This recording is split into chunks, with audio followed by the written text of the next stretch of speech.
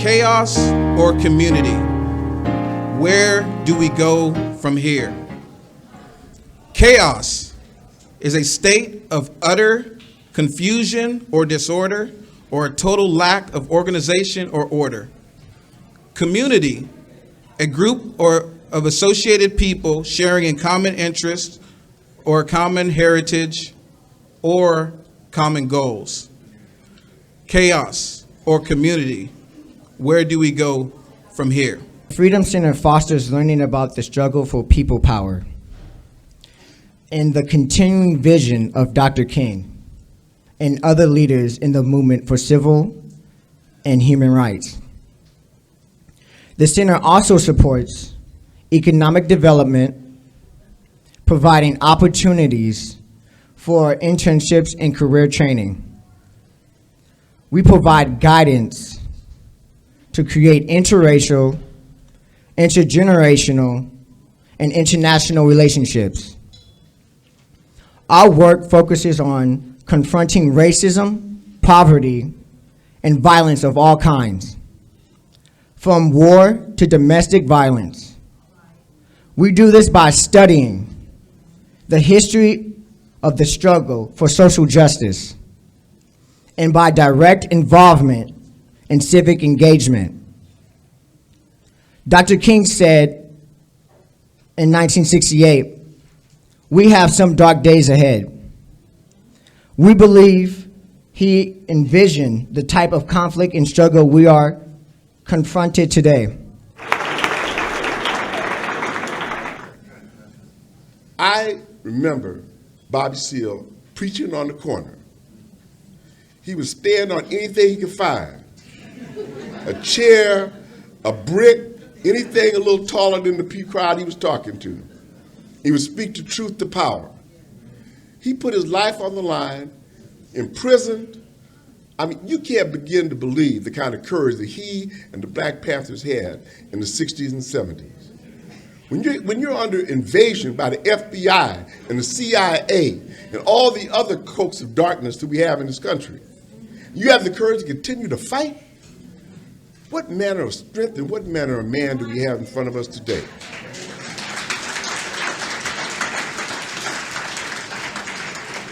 I used to go to the meetings, but I'd sneak in and sneak out before the FBI saw me. I was scared to death. But those guys, and there were a whole lot of pretenders to the Panthers. People who wore berets and had leather coats, man, they didn't have nothing to do with the Panthers. But they walked behind them like they were in the crowd, and then they'd peel off when the trouble started. But Bobby Seale, we're just so blessed that you're here today, that you're alive, you're well, and you're going to share your knowledge and your history with all of us, because people need to know who you are, what you did, and what we need to do to maintain your legacy. Brother, we are in the Bobby Seale and Huey Newton Lounge at Merritt College. It's named after you. Take pride in being here tonight, because we have pride in your life and your legacy. Thank you, brother.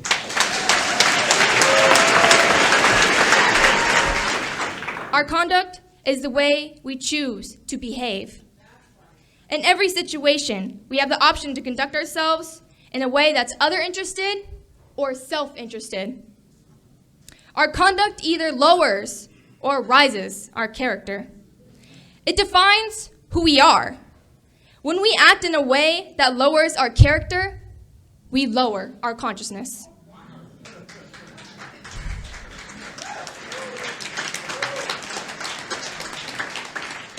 Low character leads to being blind to the needs and interests of others. But what is the best interest of the nation? Our world, higher character leads to more enlightened consciousness, and one can see farther. Our world vision expands, and we cannot see only the interests of others, but what is the best interest of the nation and humanity. Being able to have the consciousness to see and interpret our world begins with conduct. And such conduct can be very basic. For example, a smile. A smile is basic conduct that leads towards hope and support. When we smile, we permit others to feel hope and security. When we help others feel hope, we begin to see farther ahead and further around us. We coach ourselves to conduct ourselves in a way that rises character and amplifies consciousness. Thank you. Welcome, and thank you so much for joining us tonight. My name is Jake Harrison, and here at the Freedom Center, we learn to master our fears. We learn that fear is good. It is not something to be avoided.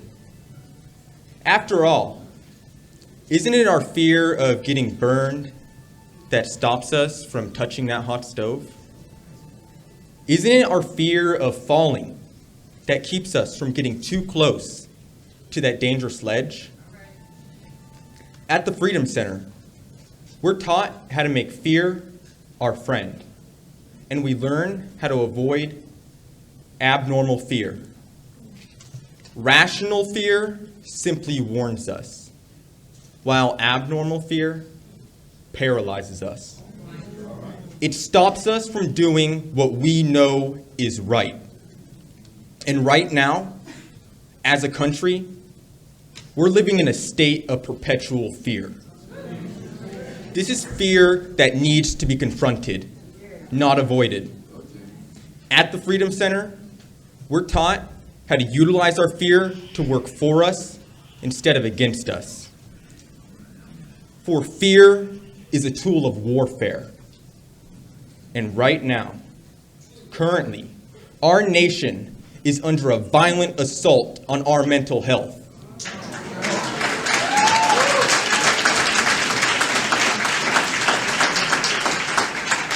Those in the establishment instill fear in our everyday lives to stifle our revolution. Here at the Freedom Center, we learn to conquer our fear so we can fight another day. At the Freedom Center, we're also taught about the importance of staying relevant. And when we say relevant, we're not talking about keeping up with the latest fashion trends. We're not talking about buying the newest album that was just dropped. We're talking about keeping up with the economic, political, and cultural developments that happen around us each and every day. Staying relevant means avoiding all the constant distractions that are thrown our way and continuing to stay focused on the bigger picture. At the Freedom Center, we are taught to be cognizant of the world that we all share, because change is not inevitable. We have to force it to happen, and we create change by getting involved. Here at the Freedom Center, we remain relevant to continue the revolution. Thank you. Welcome, everyone. My name is Angela Drake, and at the Freedom Center, we devote time to understanding interconnectedness. We are all interdependent, whether we know it or not.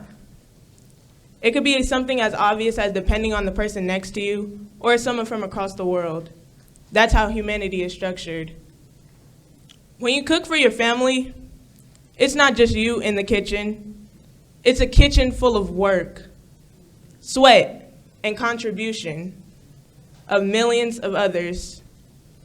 The oranges on the counter have been picked by a farm worker, processed and packed in a packing plant by workers who, in many countries, work hard without a living wage.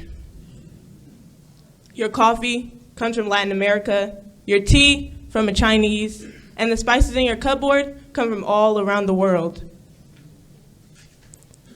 Even the kitchen towel comes from an Indonesian girl who works 10 hours a day under slave conditions for a towel she cannot even afford. That same towel that you wipe your hands with every single day. And it's up to us to remember the ones who help. No one becomes who they are meant to be on their own. No one can confront injustice effectively without doing things outside their comfort zones. I came to the Freedom Center when I was in the 7th grade.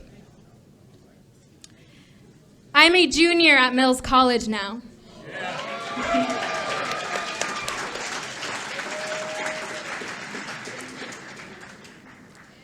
Like my friends and teammates, I would probably not be actively engaged in fighting racism and poverty if it wasn't for the Freedom Center that's been supporting me for the past years.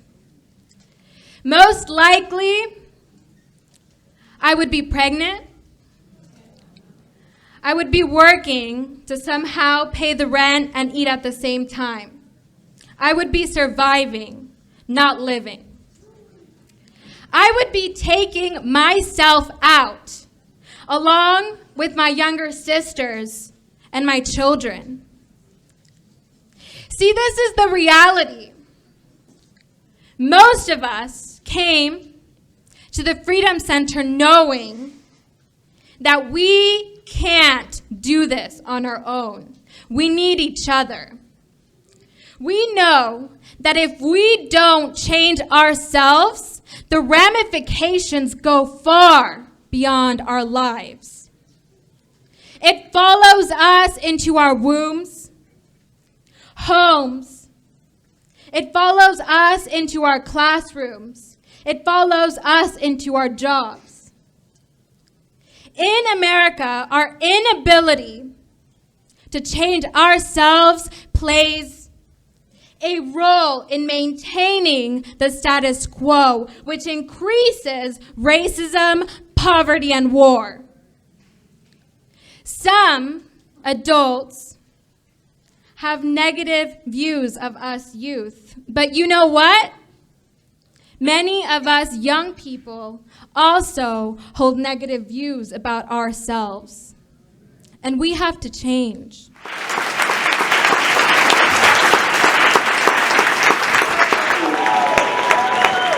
It was also during the early 70s that I met then Chairman Comrade Bobby Seale. It was during that period, and I want to remind us of a couple of things tonight, just in terms of the history of Bobby and the Black Panther Party. First of all, the Black Panther Party, under the leadership of Bobby Seale and Huey Newton, they initiated what now the federal government finally decided to do, and that was the free breakfast programs for children. Took the Panthers to do that. Took them to do that. The Black Panther Party highlighted the issue of police misconduct and police brutality way back then.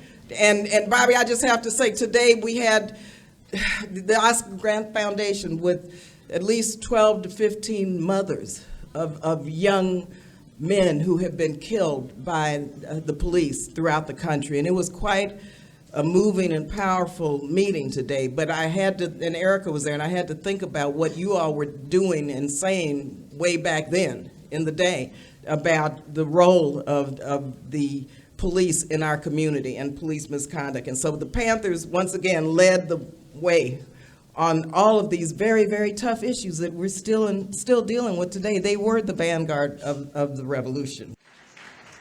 The young people at the Freedom Center, I just have to say to them how proud I am of all of you. They are amazing young people who I have gotten to know. They travel with me. I have the privilege to go with John Lewis and others to the pilgrimage to Selma, Montgomery, Birmingham every year. We're getting ready to go to Charleston in a couple of weeks. They went with me to Memphis when we reopened the Civil Rights Museum. So these young people have a chance to move around the country and to meet our heroes and sheroes and foot soldiers and leaders of the Civil Rights Movement. When we went to Memphis, Tennessee with the Freedom Center, Bobby Seale came. Bobby spoke at the opening of the Civil Rights Museum.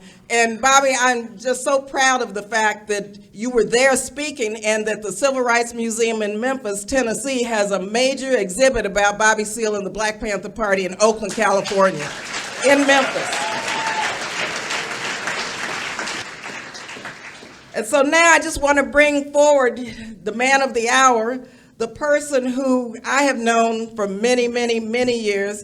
Where's my nephew? Lamont is here from Los Angeles. He remembers Bobby Seale and all of us out selling newspapers and survival rallies and the chairman really conducting the PE classes we all went to. I mean, Bobby Seale was a community worker, but he was also chairman of the Black Panther Party. And so he educated this community like many of you remember and believe.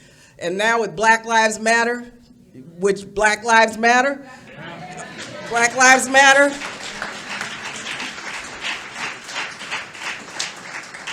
Elihu and I and Roy and Karen and the staff of the Martin Luther King Freedom Center couldn't think of any person more relevant to this time, more appropriate to be with us tonight during Black History Month, more clear and more committed as he has ever been to make sure that Black Lives Matter and that we see the change of this country that the Black Panther Party stood for, worked for, fought for, and many, many, many sacrificed so much for. So Bobby Seale, thank you. We honor you tonight. Come on up, Mr. Chairman, Comrade Bobby Seale. Power to the people, all power to the people. Give Bobby Seale a round of applause.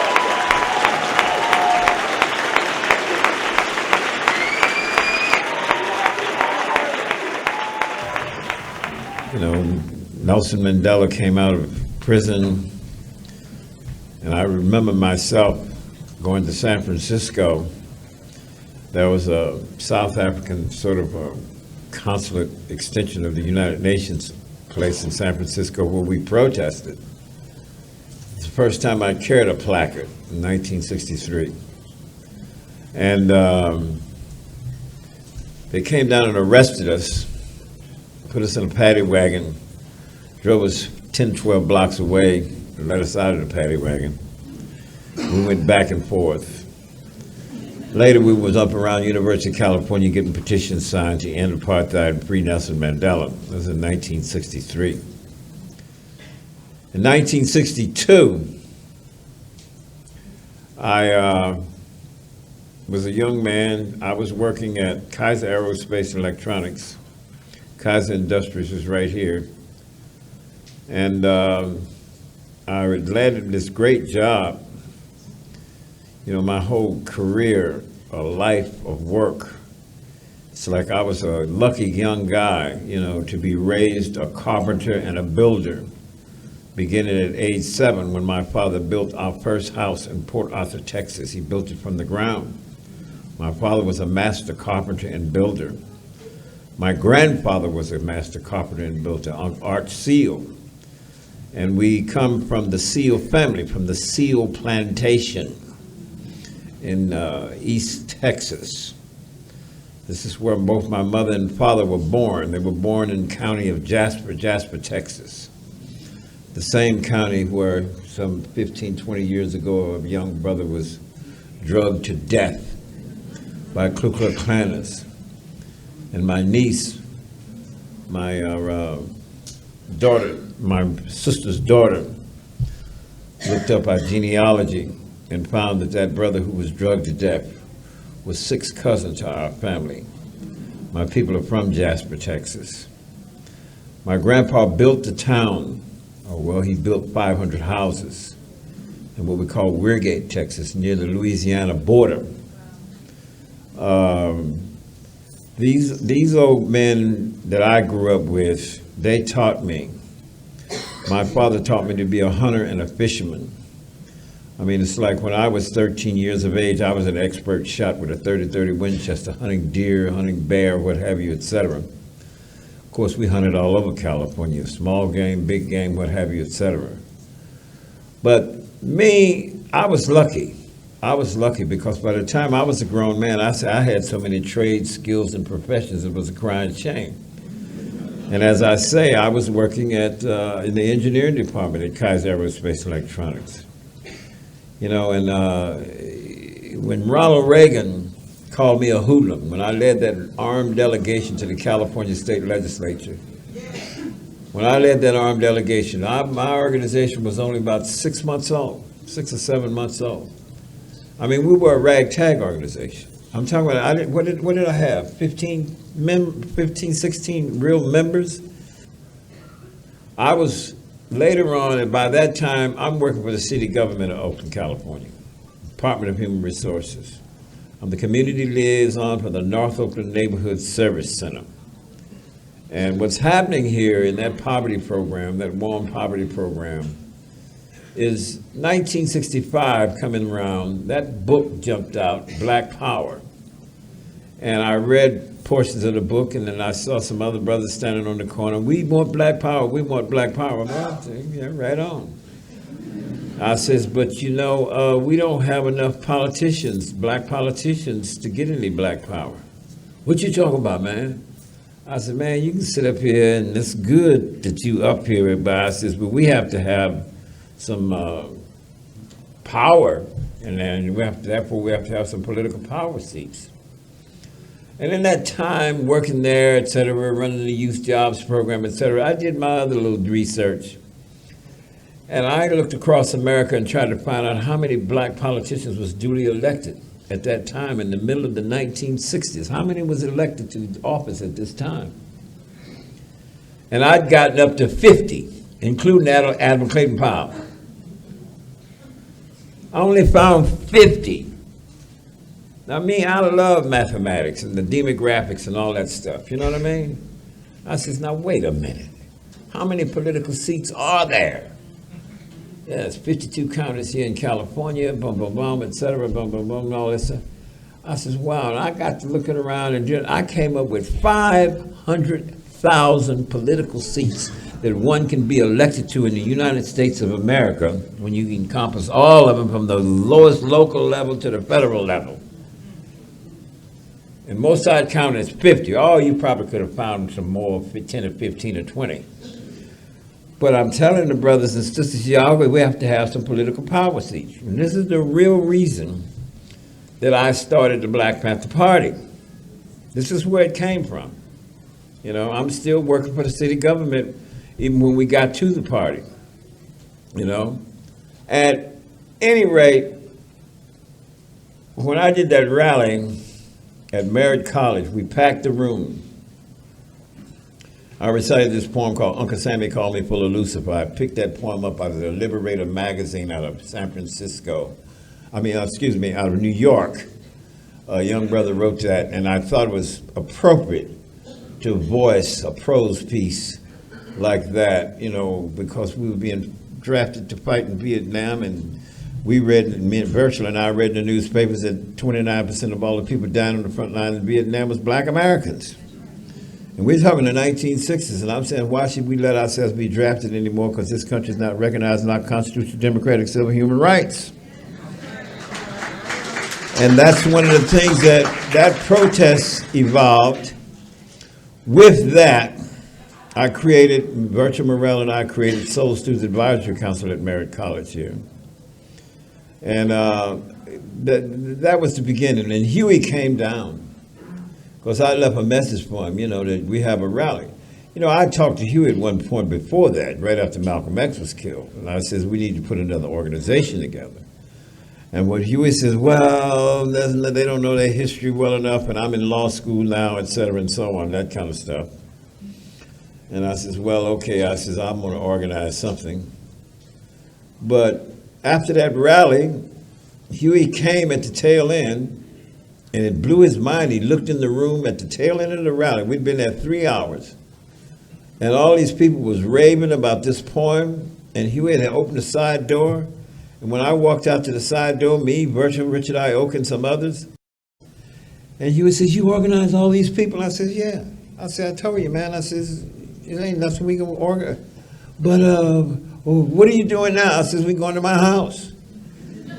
What you gonna do at your house? I said, I got some barbecue. I cooked a whole lot of ribs and chicken and potato salad and stuff, you know, in the backyard there. And this was for all the people at that rally who had signed up to be members of Soul Students Advisory Council. About 250 of them, about 150 showed up. And Huey was happy to go because, you know, Huey loved to eat. Yeah, okay, I understand. And he just agrees, you know. My point, though, those were those early days, you know. But then I also had this job down at the North Oakland Neighborhood Service Center. At another point, I recited that poem up on Telegraph Avenue, and it caused us to get into a fight with the Berkeley police. You know, it had a cuss word in it and all of that, and he walks up, this undercover guy, he didn't even show his badge, walked up saying, "You're using obscene language." And I told him to get his hands off me. He had civilian clothes on. I mean, I didn't know he was a cop. You know, he's talking about I'm under arrest for using obscene language, and I'm cussing him out and telling him that the free speech movement just wanted the right to say the four-letter word all they want to. What you talking about? You know, in the courts, you know, and boom. But we got arrested, wound up in front of Judge Stats over here in the Alameda County Courthouse. And I told the judge, I says, "Your Honor, now my friend Huey here says you can give us 1 to 10 years. John George was with us, but we had to make a statement before sentencing because there was a no contest plea. And I told him, I says, I work for the city government of Oakland. I have youth in the summer for a job program, 100 youth, et cetera. And I work to keep my kids out of jail, but it ain't right. The police lied. He said I was using obscene language, and in the preliminary hearing, he jumped up and said he told me I was blocking the sidewalk. I said he was a lie, Your Honor, and it's not right for me and Huey to be going to jail. Huey, being in law school, it says we could get 1 to 10 years, et cetera, et cetera, et cetera. Anyway, the judge gave us probation. And we got downstairs. I said, "Huey, meet me at the Warren Poverty Center tonight." "What?" I said, "I'm telling you, meet me tonight." I says, because we're going to finish this. I said, "We could have been in jail, man, for 10 years, man. What's wrong with you?" So we bet down there. Everybody was off work. You know, I had the key and everything to get in and out of the place, et cetera, and so on. And we finished writing our rough draft of our 10-point program. And we wanted the power to determine our own destiny in our own black community. And my whole point was to Huey that we're going to organize a political electoral machine. What? Yeah, we're going to patrol the police, but you have to understand, patrolling the police was a tactic with guns, law books, and tape recorders. It was a tactic. The idea, as Huey would say, we'll capture the imagination of the people. I said, well, good. If we capture the imagination of the people, then I can help from there begin to organize a political electoral machine. That was the, in effect, we knew every law on the guns. Every fish and game code law, however the gun was related, from the Second Amendment rights and all the other rulings, et cetera, we had that down. We knew all of this. And the method was, even Huey had researched it with his law professor. He was in Knight's private law school in San Francisco. You know, is that you can't go and say something first to the police. You have to let the police first say something to you. Because if you say something first, you get busted for interfering with the police officer carrying out their duty, et cetera. So we knew all this stuff. And we get out of the car on 7th Street one night, but the second week of January, on 7th Street, and we walked down, because we saw him. I mean, I had a walkie-talkie. Huey had his father's car. I had my old Chevrolet. I had 7 people in my car, and Huey had 7 in his car. We was all bunched up in the cars, you know. We parked legally. We got out of the car and we walked down. Liquor store there, Slim Jenkins is somewhere along the street there on 7th Street, down there and whatever. As we come down, some sister nicely dressed saw us with our little uniforms on, you know, our little berets and our blue shirts and blue whatever, et cetera. Our colors were black and blue with our little guns. It's nighttime, 9 o'clock. Police cars kind of sitting in the street. A little arrestee is standing there with his hand at the back of the trunk. The police is actually on the right side, the passenger side, with the door open, sitting inside, saying something on the radio as we walk up. I get everybody to stand in order, and they do. I said, look, step off the curb. They got off the curb. Some guy came out of the place, about 30, 40 people on the sidewalk there. And the old man say, what they got in their hand? Sticks or something? And another brother that knew who he was called him by name and said, man, them guns, be quiet. And so the cop sort of looked up, and then Huey turns around, And the old man said, I'm leaving. And Jimmy says, no one leave. Please stay here. You have a right to stand and observe, police officer. We researched the law, so no one leave. Everybody stand. By this time, this cops got out of his car, and Huey turns around, and the cop says, you have no right to observe me. And Huey says, no, California State Supreme Court ruling states that every citizen has a right. Wait a minute. You got to hear this out. I'm telling you, we're reciting the law. Huey says, no, California State Supreme Court ruling states that every citizen has a right to stand and observe a police officer carrying out their duty as long as they stand a reasonable distance away or reasonable distance. That particular ruling is constituted 8 to 10 feet. I'm standing approximately 20 feet from you, and we'll observe you whether you like it or not. And the sister on the sidewalk, she says, well, go ahead on and tell it. Now,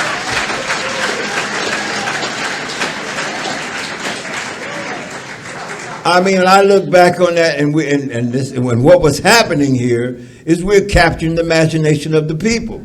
We're disciplined. Nobody's one person. Because the point, and the other point we told everybody, only one person talked. Because even when we were arrested, we want to be able to go to court, and I want, if it's 12, 13, or 14 of us, to be able to testify to the same thing. We had that thing laid out there. Anyway, that cop says, is that gun loaded? He would say, if I know it's loaded, it's good enough. Well, I have a right. He says, no, you have no right. He would cited something, United States Supreme Court, blah, blah, blah, blah. Therefore, you cannot remove my property from me without due process of law. Step back. You cannot touch my weapon. And a tall black brother over there, he said, man, what kind of Negro is these? That's the way it happened.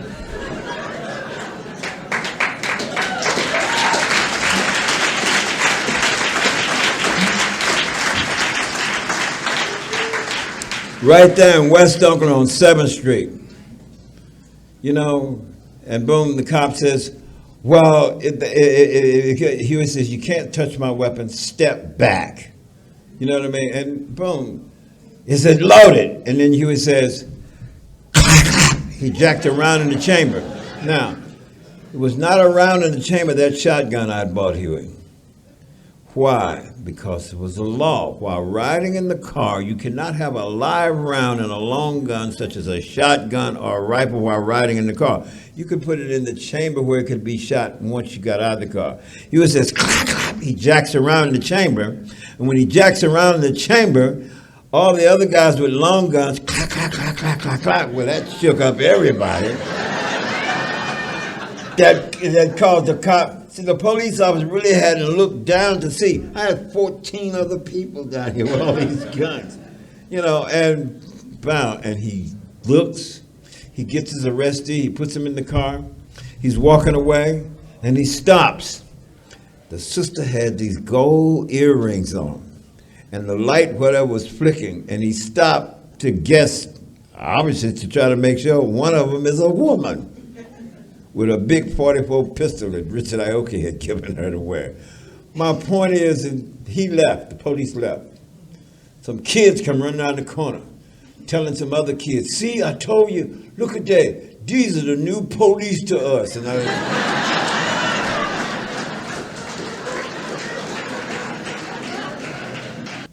you know, from 66 to when we never had no more than 50 people in the Black Panther Party the first year. See, people may have thought we didn't have no big numbers, but May 2nd, halfway through that year, is when I led the armed delegation. That event, you know, and it was just an event because Moffett was up there for me to read Executive Mandate number 1, and that's what I did. And then I wanted to go into the Capitol inside. I wanted to go to the spectator section because citizens have a right to somewhere sit in here, and man, I didn't know where it was, and a horde of 40, 50 press people are saying, this way, Bobby, we got guns, cameras, everything. 5 people get ahead of me. Mark Comfort and others got ahead of me with their rifles, and they walked in on the assembly floor. I didn't know where they was. They got ahead of me. And I walked up, I'm looking for the spectator section. We're on the floor, and the president pro temp is banging. The press, pound, pound, is not allowed The cameras came rushing into the assembly. Cameras were not allowed on the floor while the assembly was in session. It was not allowed, and I said, "Oh my God, we're in the wrong place." I mean, this is where I come from. You know what I mean? I come down and I'm walking down the aisle because they had walked all the way up front. The president pro tem didn't even realize that the guy that I had 5 people ahead of me with rifles on their shoulder, resting on their shoulder, you know, and boom. And I said, "Come on, you guys, let's get out of here, man. We're in the wrong place." And so a couple of white guys had ducked under the table. I said, "Hey, man, I'm sorry. They led me in the wrong place. Come on." This is really how it happened. Now,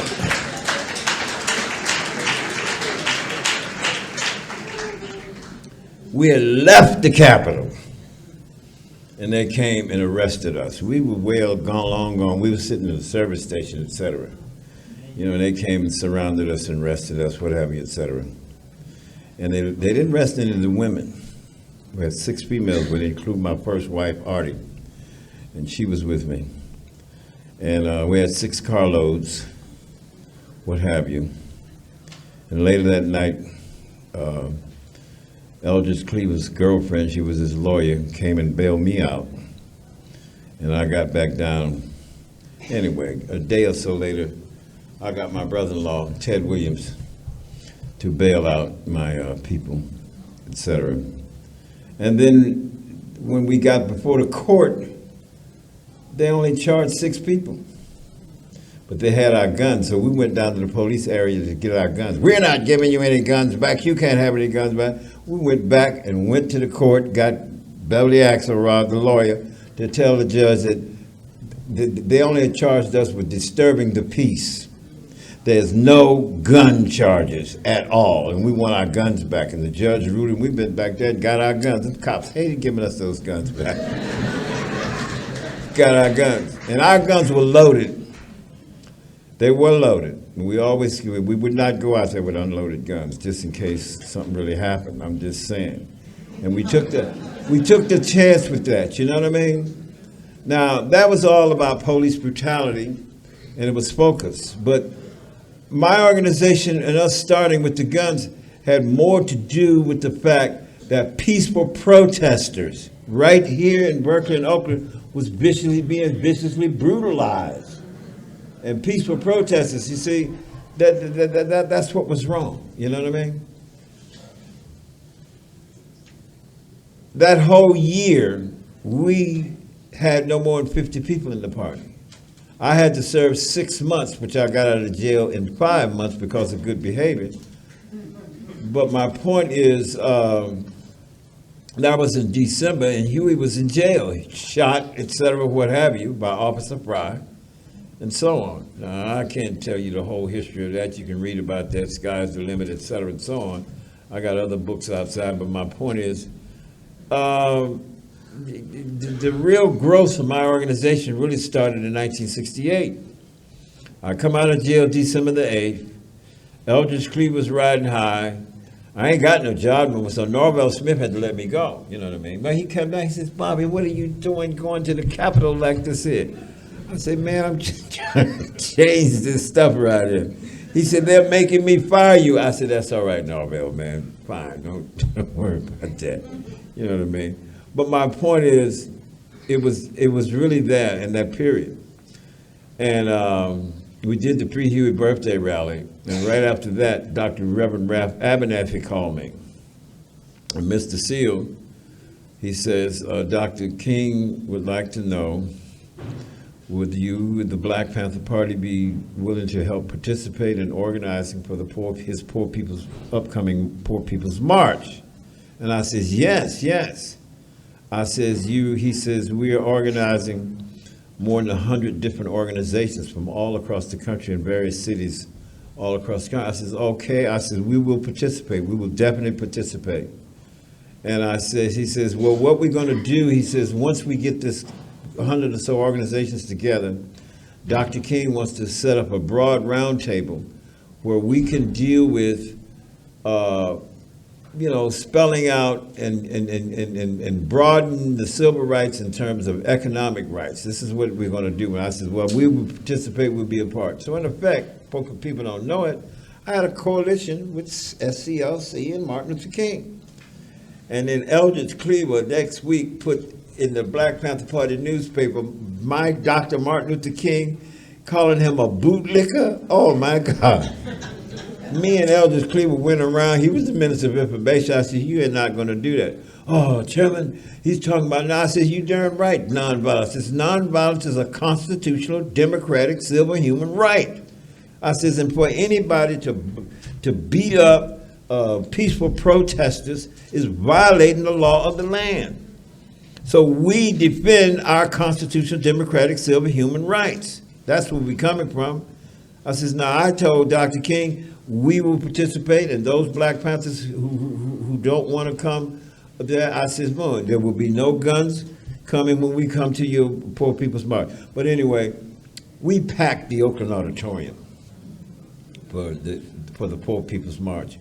I packed that auditorium, and then, Dr. Reverend Ralph Abernathy and others, they organized, and that's what we did in the few chapters I had. I mean, really, my chapters were just up and down the West Coast. And that first year before Dr. King was killed, I only had 400 members up and down the West Coast, from San Diego to Seattle, Washington. That's all I had. And that coalition, 5 weeks later, they murdered Dr. King. And the next thing I know, some judge was going to violate my probation. And then a riot happened in Richmond, California. And I ran out to Richmond, California, where I had put up a youth jobs program, the first youth jobs program. In fact, the city government of Richmond, California, back here 10 years ago, gave me a proclamation for creating the first youth jobs program. And it was right at the time in 1964 when the Civil Rights Bill was passed. I quit my engineering job after 3.5 years just to work in the grassroots community. And that's what I created out there, that youth jobs program behind the Civil Rights Bill. But when they Dr. King, what happened, it caused riots was all over the country. I didn't believe in riots at all. I believed in organizing people. That's what I believed in.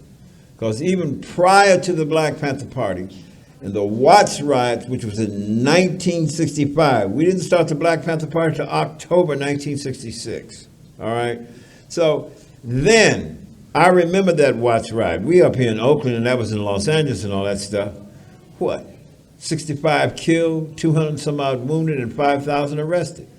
And this is before the party started, and I'm working in my head, how can I organize 5,000 people rather than 5,000 people just get in the grassroots community so we can get some more political power seats. You see, and these guys with political power seats, I said, yeah, man, they got counties all over the South, man, where the majority of black folks are in those counties. In each county, a sheriff is elected. I says, now, if we got the right to vote, we get the people registered to vote. I says, what? We can elect some really heavy, progressive black sheriff, and if the Ku Klux Klan get to acting up, that sheriff can deputize 100 brothers and sisters and people and go over there and kick that Ku Klux Klan's butt and stop them from doing that. I said, that's political power, man. We want some power seats. Oh, okay, man. I said, understand. So the city council seats, that they make the laws, man. They make the rules, etc. The city charter. I said, don't you understand? This is what this is about. And that was my political organizing strategy. As the party and Dr. King was killed, people were running, joining my organizations, hand over fist. I'm going to every chapter and every branch. We need to get you out here. I said, go to the college, get to college, invite me to speak out there. They will pay me to speak. They'll pay all our expenses, etc. And boom, and once I speak to the college, that starts your community base that we communicate with the college, and wherever you're located in your city, etc. Then the next day or the next evening, I'll give you guys a prayer. So I went to these chapters and branches to teach them the fine particulars and the methodology of effective grassroots community organizing. That's what it was about to me. That's the way I saw it. In other words, if I'm an architect, etc. I can draw the beautiful plans, etc., do all the specs and specifications, etc., take them down to license inspection, etc., boom, boom, they can pass them. It's still just a theory. But when you build it, it's real. You see what I mean? So that's the concept. So my idea is I'm going to build an electoral machine in this country in chapters and branches everywhere. In other words, we was rolling through 1968. A lot of things happened, etc. By the time Nixon was elected, my organization had moved from 400 members up and down the West Coast to 5,000 members in 49 chapters and branches throughout the United States of America. That's how fast we'd rapidly moved. And it was in reaction to the murder of our beloved Dr. Martin Luther King. This is what the real program was and what really happened. And then they put too much doctrinaire socialism in our party newspaper, and I got tired of that. You know, simultaneously, what happened? I think Nixon was elected. After Nixon was elected, he had a meeting before he was sworn in with J. Edgar Hoover. The first week or so in December, Nixon's still not sworn in. Nixon is on the mass media, and this is the first time he heard that the Black Panther Party is a threat to the internal security of America. And when he said that, and I went to look the views, and I says, whoa. And I didn't swell to 5,000 members. And so when I says, wow, I called for a retreat. I said, well, every little chapter in every branch, I want 2, 3, or 4 people out of the branch. They got a week to get here to Oakland, California. I want them here now. And that's what I gave a directive. And they made it there. They made it here to Oakland. Places we could meet with St. Augustine's Church, another church they call the Black Church, where they let us use some Lutheran group, et cetera, and so on. Well, but anyway, that's when I took my little architectural skills and I started sketching, architecturally sketching, how to structure framings and fortify all of our offices, because they are going to attack us. And I kept telling Parliament, you don't take this lightly. When this man said we're a threat to the internal security of America, I believe J. Edgar Hoover and these people getting ready to attack us. And that's what was happening. Right after Nixon was sworn in, old Watergate tapes that had been made public, and he sent that thing to me, and there it was. Nixon, Richard M. Nixon. Now, J. Edgar, you're going to do these Black Panthers for me, J. Edgar. Well, yes, sir. I says, when you going to move on these Black Panthers? He says, well, we've been trying to move on. He says, well, you do it. Now John Mitchell's going to be calling it. I mean, we ain't been charged with nothing yet. And these guys are talking about getting rid of us. You see what I'm getting at? This is what was happening. So it was the President of the United States. Yeah, that film, talked about that, and J. Edgar Hoover did this. But I want to say this is what Nixon did.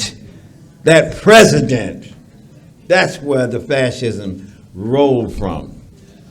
And in that year of 1969, they must have attacked over 20 different Black Panther Party offices, raided them. In one couple of places, just ran in there. Brothers was just opening the office up, didn't even know they were coming, boom, boom, boom, shot it up. Brother Bell down in Los Angeles, just killed him dead, etc. Went all over the place.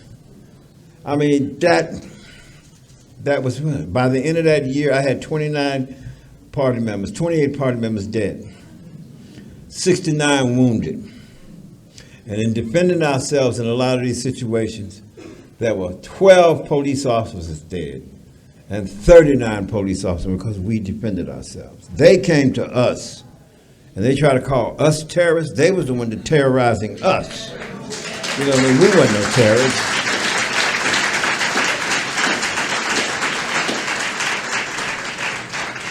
So what Dr. King did in his move to get all these organizations involved, and also he told us we wanted a round table where we work together and meet on some basis, where we help to work out and outline a broad plan for greater economic rights. And I says, yes, sir. I understood it. I understood the whole relevancy of where he was coming from. In effect, the Black Panther Party wound up being coalesced with 30-some odd different organizations. I didn't just have what you call statement coalitions. I had to have face-to-face relationships. All my Chicano brothers in the organization, the Latino brothers, all the young lords and other people, etc., all the little young Asians, the Red Guard, the Iwakun in New York, what have you, etc. This is the kind of coalitions we had. Then I called for a United Front Against Fascism conference right here in Oakland, California in the summer of 1969. And they were still attacking our offices all across the country. Finally, they arrested me August the 8th that year. I already forced Eldridge into exile. Huey was already in jail, convicted and sentenced. But Huey was found not guilty of first-degree murder, not guilty of second-degree murder, and found guilty only of third-degree voluntary manslaughter. To understand that, that's half of a win, because they were talking about putting him in the electric chair. Did they have an electric chair or gas chamber out here? I forget. Anyway, they were going to put me in the electric chair. They were going to put me in the electric chair in New Haven, Connecticut. But before New Haven, Connecticut, I had to go through Chicago. And that story, that's a mean story. Nobody can get it right, but I got it right. I got it right because I experienced it. You know what I mean? It was 3 levels of gagging. The 3rd level of gagging, the artist never had a chance to draw it, because that was one of them situations where they brought me in the chair. Consular is up out of his chair, again telling the judge this is medieval torture. The jury members over there, a couple of them were crying, I think it was what. But me, I'm over here battling to try to turn my arm up under this big hospital strap. This is the 3rd day. See, in the first day, they put me in a little metal folding chair, you know what I mean? And Mr. Seale, will you be quiet? No. And I had metal handcuffs on a metal folding chair. Clang, clang, clang, clang, clang. You're not going to have no court today with Bobby Seale. He ain't gagged today. Clang, clang, clang. And I'm saying, oh, no constitutional right. You get no constitutional right. That's what I was doing. Mine was about that. My ideology was about power to the people. And to me, power to the people begets, if we can put it together, greater cooperational humanism. And this whole need for us to tackle this climate change.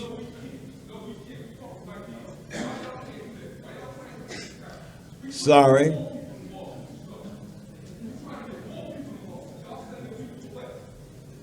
Anyway, look here, look. It is about our Constitution, democratic, civil, human rights. At the that tail end of my 10-point platform and program, I put paraphrasing of the first 2 paragraphs of the Declaration of Independence, United States of America. And I try to get young folks to really read that. Because when I put it there, I had read it, digested, and understood it for what it was. It said, when in the course of human events it becomes necessary for any one people to dissolve the political bondage which have connected us with another, and to assume among the powers of the earth the separate and equal station to which the laws of nature and nature's God entitled us, a decent respect to the opinions of humankind, dictate that they should declare the causes which impel them to get rid of that political bondage that they're subjected to. And the latter part of it, listen to me, it says, when a long train of abuses and usurpations pursues and invariably evinces a design to reduce a people under absolute despotism, then it is the right of the people to alter a change and provide new guards for their security and happiness. So my argument and my organizing, my very organizing was trying to get some political power seats. And Congresswoman Barbara Lee, oh my God, I've been knowing this sister that time. She told me I put them all out in the field, registering people to vote. So I'd forgotten about it. I put 20 people in the field one day. But that was what it's about. I want them political power seats. By the end of the 1970s, with a lot of people participating on that same line, we had 7,000 duly elected black politicians in the United States of America. By the end of the 80s, we had 10, 11, 12,000. In the 90s, I think we're near somewhere 20. But it's more than that. When we said all power to the people, We're talking about those same political power seats. Those political power seats are legislative frameworks. They make laws, they allocate monies, funds, etc., blah, blah, blah, blah, blah. You know what I mean? And you see what the right wing is doing. We know what they're doing, especially with their repression of the vote. I mean, we pull together and get these people out here and get these young folks and everybody together out here, boom, boom, boom, boom. We got to take back, I mean, yeah, we got, 90 representatives that will tend to vote on a progressive level. We need 3 times that many in the House of Representatives. And we get see, that's the kind of stuff, and that's still the same issue. Those political power seats in a progressive way, with progressive thinking, with good politics, et cetera, boom, boom. That's what it's about. It's about a future world of cooperational humanism. It's a continuing human liberation struggle. Power to the people. Thank you very much.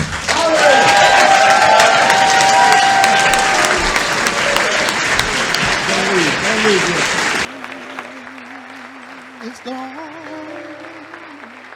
so long.